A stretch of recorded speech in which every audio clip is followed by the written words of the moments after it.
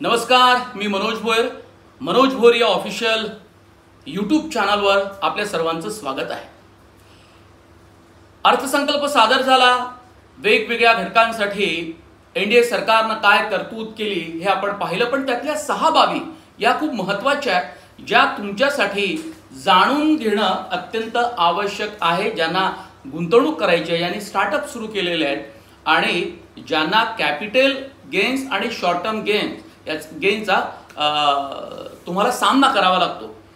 पण त्यापूर्वी तुम्ही मनोज भोयर ऑफिशियल हे माझं यूट्यूब चॅनल सबस्क्राईब करा, बेल आयकॉनवर बटन दाबा. तर 6 गोष्टी कुठल्या आहेत? कॅपिटल गेन्सवर जो टॅक्स लागतो तो टॅक्स आता एनडीए सरकारच्या अर्थसंकल्पामध्ये वाढवण्यात आलेला आहे. 10% आधी होता, तो 2.5% वाढला. आता तो 12.5 झाला, म्हणजे 12.5 असा झालेला आहे. ही खूप मोठी गोष्ट आहे. शॉर्ट टर्म कॅपिटल गेन्स मध्ये सुद्धा टॅक्स वाढवला गेला. 15% वरून तो 20% वाढवला गेला. आर्थिक सर्वेक्षण अहवालामध्ये हे संकेत देण्यात आले होते, किंबहुना अर्थतज्ञांमध्ये, विश्लेषकांमध्ये ही चर्चा सुरू होती आणि काहींनी असा डेटा सुद्धा मांडला होता की शेअर मार्केटमधली गुंतवणूक ही वाढते आहे आणि त्यात लोकांना जास्त रस आहे. म्हणजे नव्या पिढीला सुद्धा, अगदी 12वी झालेल्या मुलाला सुद्धा शेअर मार्केट बद्दल खूप कुतूहल आहे आणि तो त्या गोष्टी शिकून घेतो की शेअर विकत कसे घ्यायचे आणि त्यात म्युच्युअल फंडमध्ये कुठे कुठे गुंतवणूक केली पाहिजे. इथून आपल्या आता देशामध्ये गतीनं यात वाढ होते आणि जे जाणकार लोक आहेत, ज्यांना पैसा गुंतवायचा आहे, ते जास्तीत जास्त लॉंग टर्म गेन कसा मिळेल, म्हणजे लॉंग टर्म कॅपिटल गेनच्या दृष्टिकोनातून त्यांचा विचार असतो. तर असं एक गणित मांडलं गेलं डेटाच्या आधारे की बँकिंग मधल्या ठेवी या कमी होत आहेत आणि शेअर मार्केटमधली गुंतवणूक ही खूप गतीनं वाढते आहे.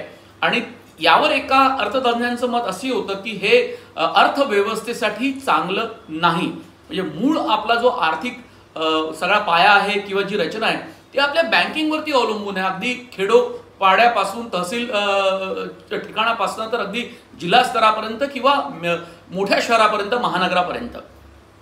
ही एक महत्त्वाची गोष्ट आहे.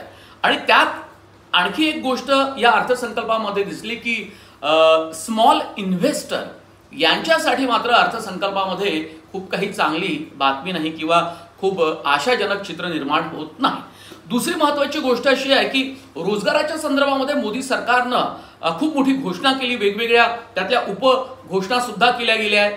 5 वर्षात 2000 कोटी रुपयाचा निधी खर्च केला जाणार आहे रोजगार निर्मितीसाठी. याही अगोदर रोजगार निर्मितीसाठी प्रयत्न केले आणि रोजगार निर्मिती केली असा दावा मोदी सरकारनं केला होता. आता मात्र एनडीए सरकार आहे आणि मोदी सरकारनं 2 टर्ममध्ये रोजगार वाढीसाठी खूप प्रयत्न केले असं म्हटलं गेलं होतं. पण काही वेळा ते प्रचारिकी स्वरूपाचे आणि जाहिरातीतलेच दावे वाटले. प्रत्यक्षामध्ये मात्र त्यांचा दावा केलेला आकडा आणि वास्तविक आकडा हा काही जुळत नव्हता आणि त्यावरून विरोधकांनी खूप टीका केली.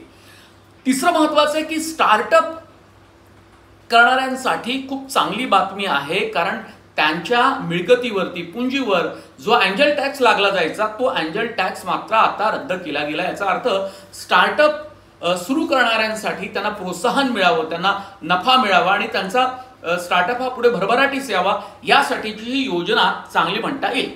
विदेशी कंपन्यांवर लावला जाणारा कॉर्पोरेट टॅक्स सुद्धा आता 40% वरून तो घटवून 35% केला गेला. ही विदेशी कंपन्यांची गुंतवणूक भारतामध्ये वाढावी आणि त्यांना त्याचा फायदा व्हावा, यासाठीची ही योजना, याचा फायदा या सरकारला निश्चितपणे होऊ शकतो. स्टार्टअप आणि त्यानंतर विदेशी कंपन्यांवरती कॉर्पोरेट टॅक्समध्ये जी घट केलेली आहे, या बाबी 2 अत्यंत महत्वाच्या आहेत. चौथी अत्यंत महत्वाची म्हणजे नितीश कुमार यांच्या बिहार राज्याला वेगळ्या राज्याचा दर्जा दिला गेला नाही, मात्र 26,000 कोटी रुपयाचा निधीची घोषणा बिहार राज्यासाठी केली गेली. आणि एनडीए मधला अत्यंत महत्वाचा घटक नितीश कुमार यांचा पक्ष आणि या पक्षाच्या काही बाबी मात्र मान्य करण्यात आल्या नाही. पण 26,000 कोटी रुपयांची घोषणा करून तिथल्या पायाभूत सुविधांना गती देण्याचा प्रयत्न होणार आहे.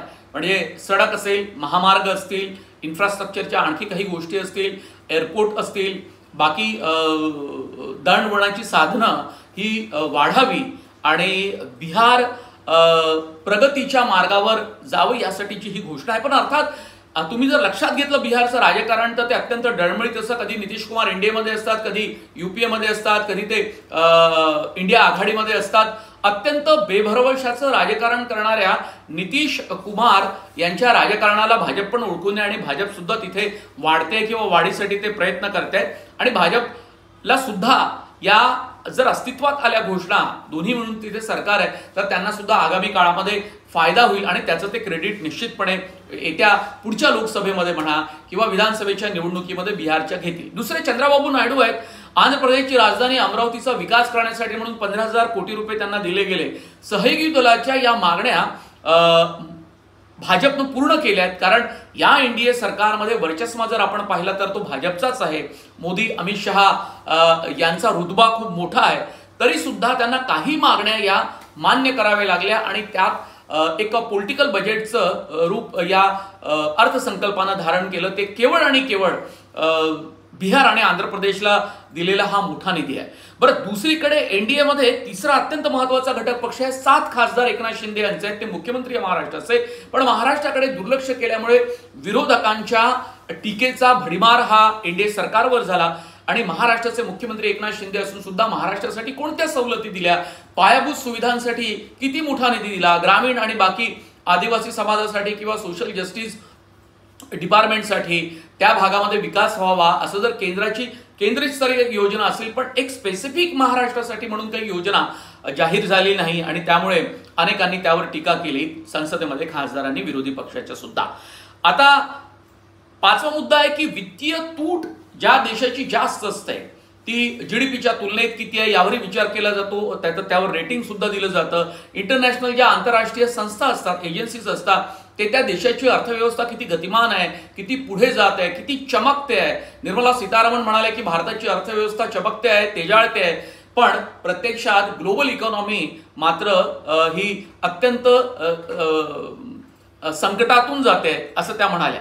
मग असं सगळं असताना याचं विश्लेषण खरं तर आंतरराष्ट्रीय संस्था सुद्धा अनेकदा करतात आणि त्यावेळी या अर्थव्यवस्थेमध्ये वित्तीय तूट भरून काढण्यासाठी केंद्र किती प्रयत्न करते यावर आता जोर दिला जाईल असे स्पष्ट संकेत या अर्थसंकल्पामध्ये दिलेले आहेत. 4.9% ती सीमित ठेवावी, वित्तीय तूट कमी करावी, त्यात घट करावी असे प्रयत्न असणार आहे. 6वा अत्यंत महत्वाचा मुद्दा म्हणजे पायाभूत सुविधांवरती खूप मोठा भर यापूर्वी सुद्धा दिला गेला.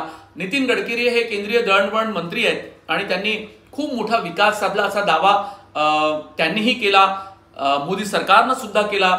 पण ही वास्तविक स्थिती आहे की गडकरींमुळे पायाभूत सुविधा या देशामध्ये वाढण्यासाठी खूप मोठा एक बदल आपल्याला जाणवलेला आणि तो स्वागतार्ह आहे आणि त्यासाठी ते ओळखले जातात सुद्धा. तर रोजगार, छोटे व्यावसायिक आणि सामाजिक कल्याण ही भूमिका घेऊन हा अर्थसंकल्प मांडला गेला. शेवटी महाराष्ट्राला काय दिलं गेलं हा प्रश्न सर्वात मोठा आहे आणि तो विचारला जाणार आणि त्यावर चर्चा होत राहणार आहे. हा व्हिडिओ आपल्याला कसा वाटला आपण कमेंटमध्ये जरूर कळवा आणि तुम्ही मनोज भोयर ऑफिशियल हे माझं यूट्यूब चॅनल सबस्क्राईब केलं नसेल तर ते अवश्य करा. खूप धन्यवाद.